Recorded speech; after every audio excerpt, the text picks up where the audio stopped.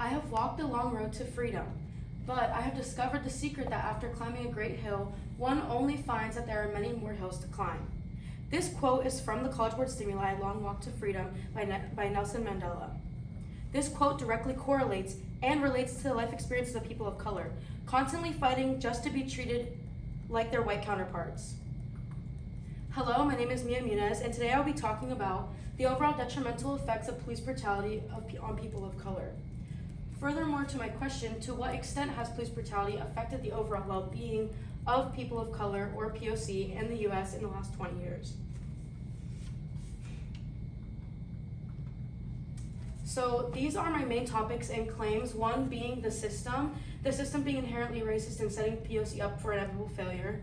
Two, being mental health, the mental health and emotional damage that has been caused due to the police violence and police brutality. And three, the casualties, the deaths that have come at the hand of the police officers. And four, my conclusion, which will include solutions and limitations.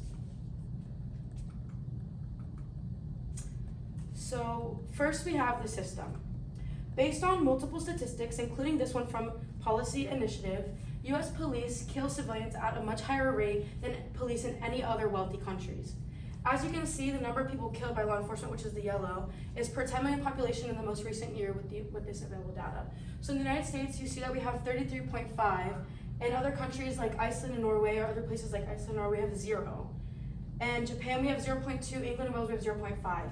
The number is so drastic, there has to be something that we can learn from these other places that will teach us something to implement into the United States. Like, for example, even what Canada is doing to get it down to 9.8 is different than what we're doing for 33.5.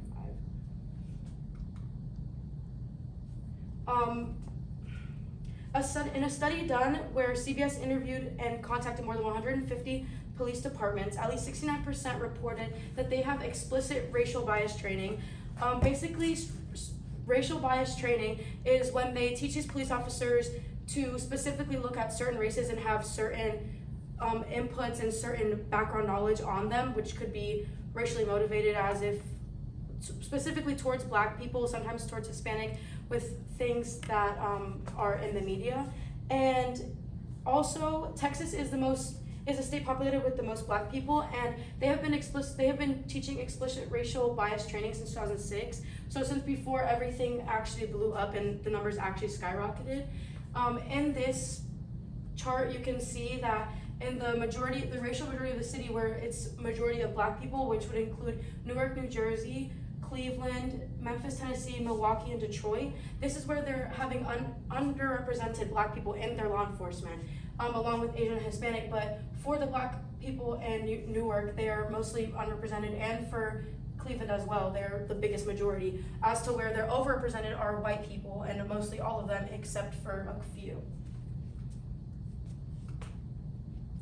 And for my second claim, we have mental health, which could arguably be one of the biggest factors on both sides of ending this never-ending cycle.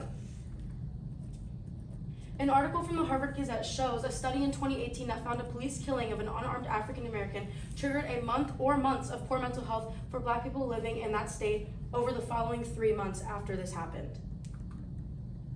As you can see in this chart, which I got from census.gov, 13.4% of the US population identifies as Black or African American. Of those, over 16% reported having a mental illness in the past year. That is over 7 million people. And that is more people than the populations of Chicago, Houston, and Philadelphia combined altogether. Rising death rates and casualties. People killed by the hands of law enforcement the last year alone, 1,658, with more than half of these people being African Americans or Black people. Black individuals account for roughly 14% of the US population and are killed by police more than twice than the rate of white Americans. Black people are most likely to be killed by police, as you can see in this chart. They are 3 times more likely to be killed by police than white people, and they're 1.3 times more likely to be unarmed compared to white people. As you can see here, it goes from more likely for Black to Hispanic to white, and then from most likely to be unarmed from Black to Hispanic to white, with white people being the most to be unarmed and the least likely to be killed. Finally, my solutions and my limitations. So one of my solutions was better training, and that would include implementing more inclusive and mindful training that can overall gain trust with law enforcement. And the limitation to that is some who have been working in law enforcement may not see the importance of change, as they might say, well, we've been doing just fine and numbers just fluctuate with people. Another one is better mental health outlets. Having mental health professionals available for both sides, just being ready to handle what they need to do and being more experienced in what they need to handle. And the limitation to that would be some may feel above help, or more specifically therapy, so they may not want to reach out and ask for help. They may not want to reach out and say what's wrong. They may just hold it in, which will cause more casualties, more mental health problems, and more issues and all. And the last solution would be having different hiring for areas more dominated by specific races and or ethnic groups. So like we saw in the chart, more areas that are more dominated racially and ethnically by Black people or Hispanic people, they could have more people in the force that they can relate to, more specifically on a level of like growing up and things that they've had to endure while growing up.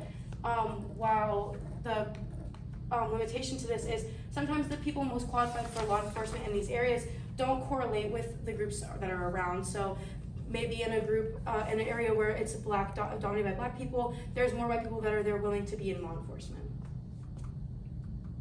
Thank you. Sorry we don't have more people to applaud. All right, I do have two questions for you. First up, what evidence did you gather that you didn't use, and then why'd you choose not to use it?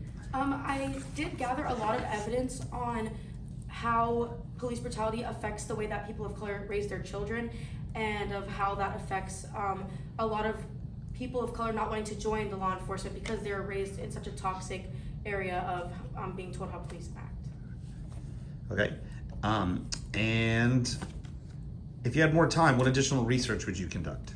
I would actually conduct more research about how they were raised, how children were raised, and how we can fix that toxic raising of teaching kids how police are bad. We can teach them more about how we can become better people, how we can become better police officers and better law enforcement. If I had more time, I would look more at that.